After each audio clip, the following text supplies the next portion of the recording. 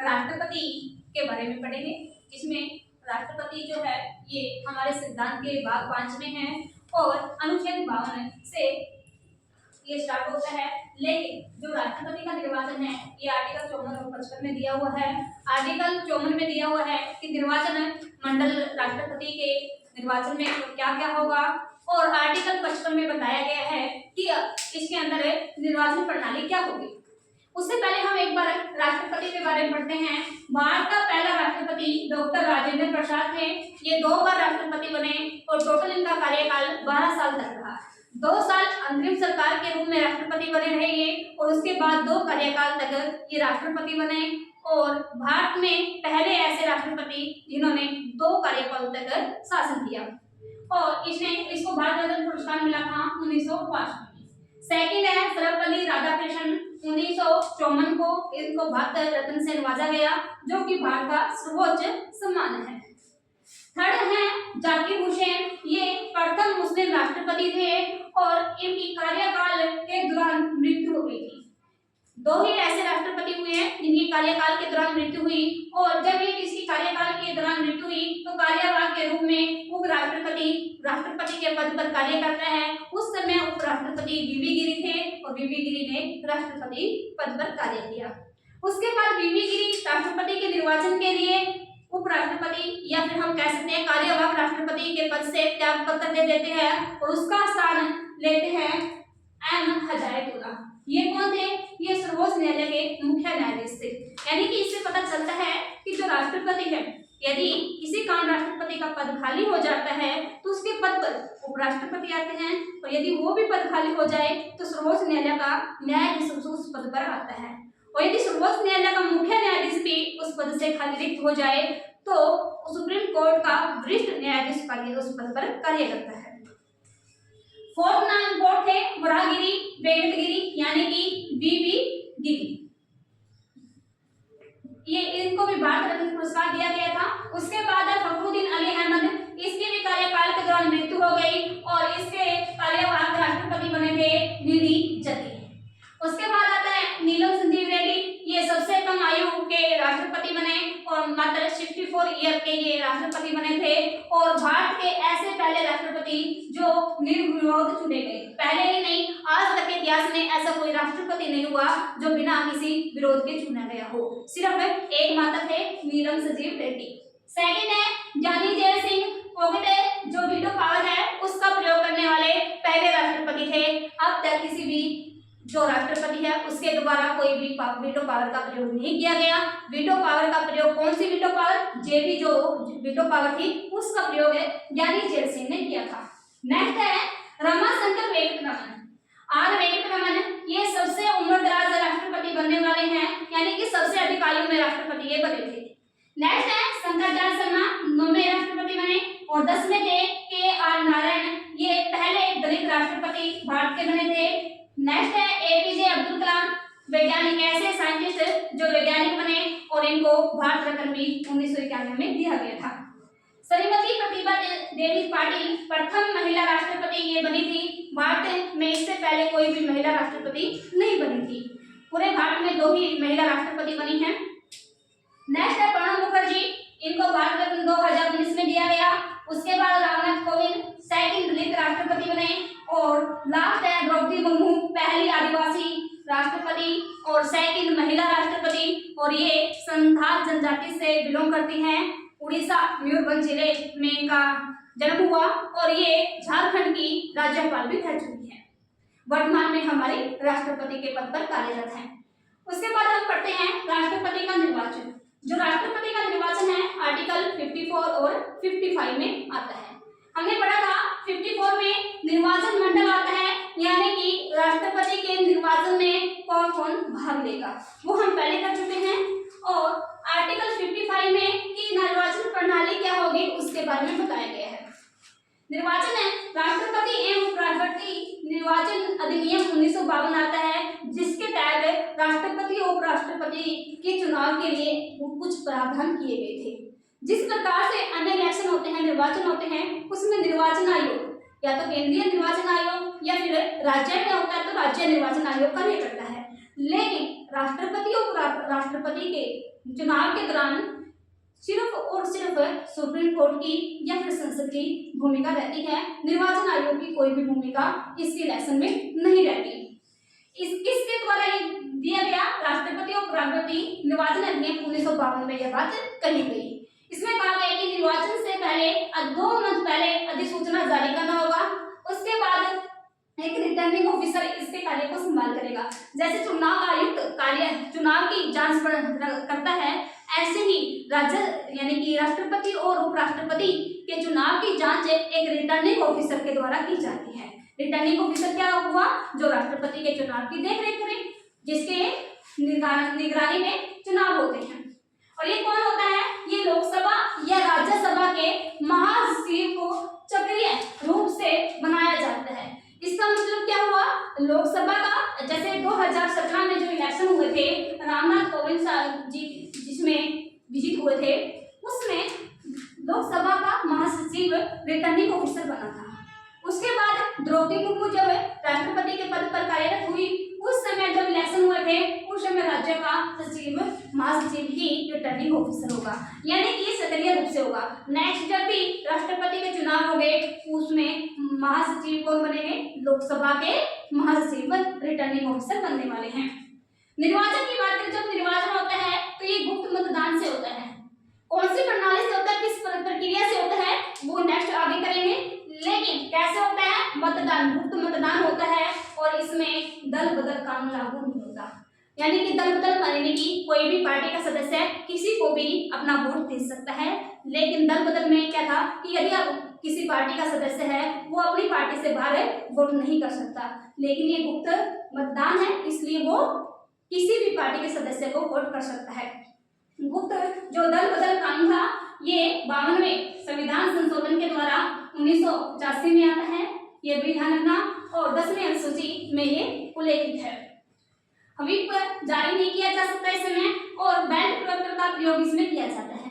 यानी कि जो राष्ट्रपति का निर्वाचन होता है, इसमें बैलेट पेपर का प्रयोग किया जाता है, न कि ईवीएम मशीन का। और जो बैलेट पेपर होता है, ये 2 प्रकार का होता है। एक होता है ग्रीन पेपर और दूसरा होता है पिंक पेपर। ग्रीन पेपर सांसदों के लिए प्रयोग किया जाता है और पिंक पेपर विधायकों के लिए प्रयोग किया जाता है। जब भी राष्ट्रपति का चुनाव होगा, राष्ट्रपति को प्रस्तावक और अनुमोदक की आवश्यकता होती है। 50 प्रस्तावक और 50 अनुमोदक की आवश्यकता होती है। और जो ये 50 अनुमोदक और प्रस्तावक है, ये अलग अलग व्यक्ति होने चाहिए, एक ही नहीं होने चाहिए। और राष्ट्रपति के निर्वाचन मंडल में से ही लोग होने चाहिए। ऐसा ना हो कि वो बाहर से हो, यानी कि जो निर्वाचन मंडल होगा उसी के ये सदस्य होंगे। और ऐसा होना चाहिए 50 प्रस्तावक अलग से होने चाहिए, इन्हीं में से ये नहीं होने चाहिए। अलग 50 प्रस्तावक अलग और 50 अनुमोदक अलग होने चाहिए। जमानत राशि इसमें होती है 15,000 रुपए।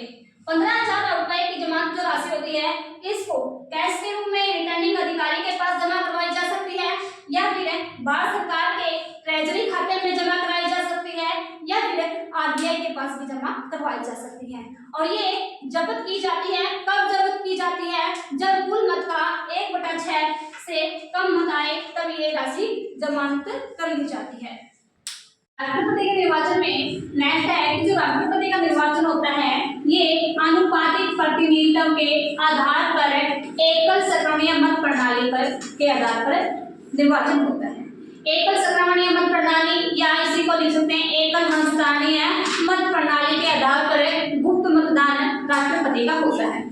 क्या होता है अनुपातिक प्रतिनिधित्व? इसे पढ़ते हैं। अनुपातिक जो प्रतिनिधित्व होता है, ये समरूपता तथा समतुल्यता का सिद्धांत पर आधारित होता है। मतलब क्या हुआ? क्या होती है समरूपता? यानी कि समरूपता विभिन्न राज्यों के प्रतिनिधियों का मत मूल्य की गणना एक रूप से होने चाहिए। इसका मतलब क्या हुआ कि अलग अलग राज्यों से जो विधायक आते हैं, उनकी गणना का तरीका एक समान होना चाहिए। ऐसा ना हो कि जैसे दक्षिण के राज्य हैं, उसके राज्य में विधायकों की गणना किसी अन्य आधार पर किया जाए, और उत्तर भारत के जो विधायक आते हैं, राज्यों के विधायक आते हैं, उनकी गणना अलग तरीके से की जाए। यानी कि जो भी विधायक आएंगे राज्यों से, उनकी गणना का तरीका एक ही होना चाहिए। यानी यहाँ पर लिखा है एक समान प्रक्रिया होनी चाहिए उनके गणना करने की। समतुल्यता क्या होती है? सभी सांसदों का जो कुल मत मूल्य होता है, वो सभी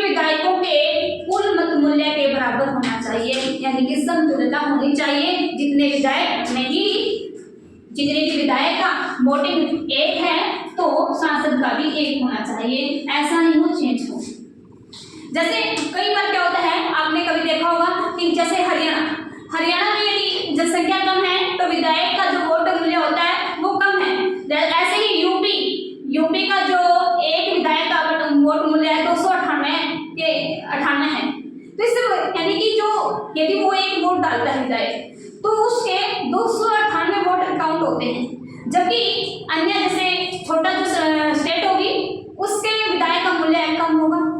तो उससे क्या होता है कि उनका प्रतिनिधित्व कम हो पाता है। उसके बाद है कि विधायकों का मत मूल्य की गणना करें कैसे। अभी हमने कहा कि विधायकों की गणना सभी राज्यों में समान होनी चाहिए, बट करें कैसे? जितने भी किसी भी राज्य की कुल जनसंख्या डिवाइड करेंगे निर्वाचित विधायकों की संख्या से। मान लीजिए हरियाणा के अंदर या किसी अन्य एक स्टेट है, कोई भी स्टेट है, मान लीजिए उसके अंदर 40 लाख जनसंख्या है।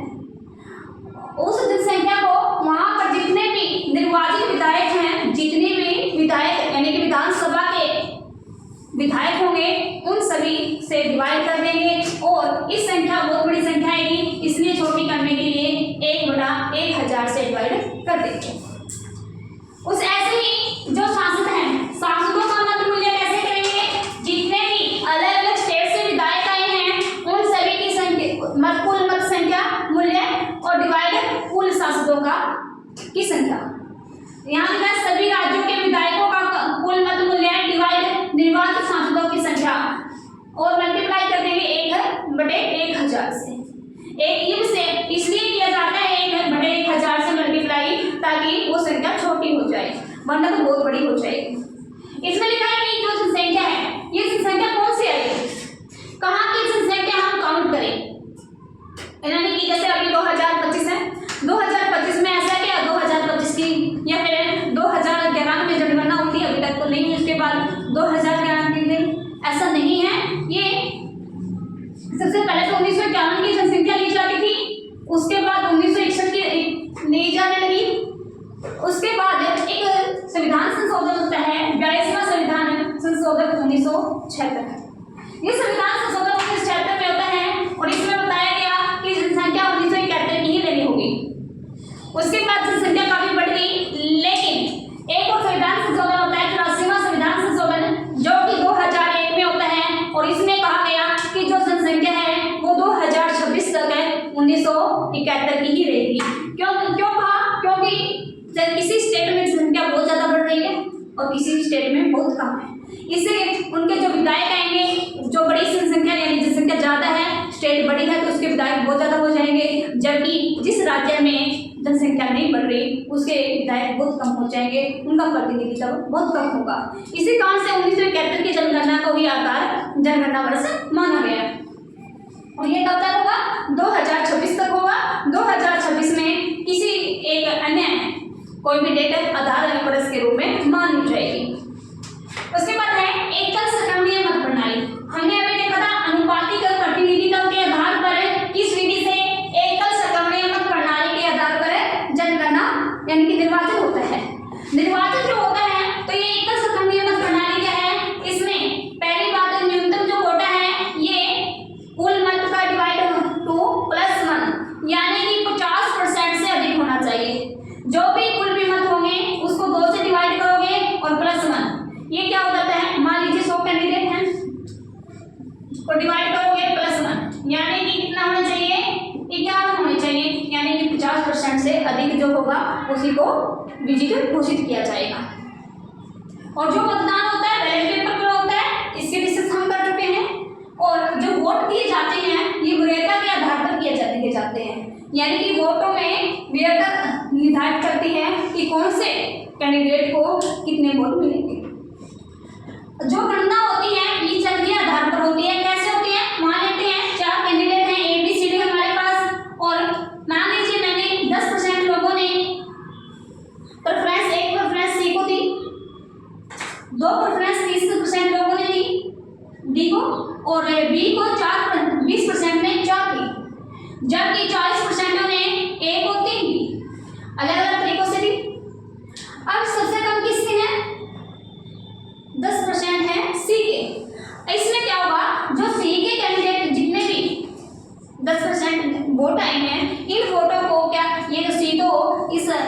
रेस से बाहर हो जाएगा और जो 10% है इनकी जो वरीयता इसने सेकंड वरीयता दी 3% 10% उन्हें उनमें बांट दिया जाएगा।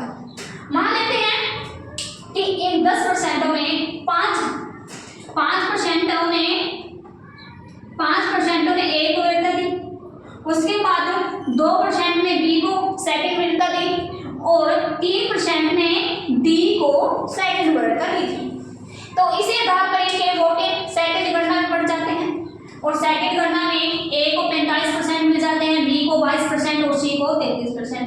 अभी भी 50% से ज्यादा नहीं हुए, यानी कि जो न्यूनतम कोटा था ये पूरा नहीं हुआ। तो दोबारा से तीसरे चक्रीय यानी कि थर्ड चक्रीय गणना की जाएगी, जिसमें बी अब सबसे कम किसके हैं, बी के जितने भी वोट्स हैं इन सभी को क्या दिया जाएगा, सेकंड वरीयता, यानी कि जो 22% थे इनने जो सेकंड वरीयता जिसको दी है उनमें बटेंगे। अब मान लेते हैं कि जो 22% थे इसमें ए को सेकंड वरीयता देने वाले 12% थे और डी को सेकंड वरीयता देने वाले 10% थे। उन्हीं के आधार पर ए को 12% वोट मिले 57% हो गया और बी को 10% मिले 43% हो गया, यानी कि अब 50% से ज्यादा वोट हो गए तो ए विजित हो जाएगा। यानी कि इसमें क्या होता है, न्यूनतम मत पाने वाले उम्मीदवार को बाहर कर देते हैं तथा उसके वोटों को सेकंड वरीयता के आधार पर अन्य उम्मीदवारों में बांट दिया जाता है।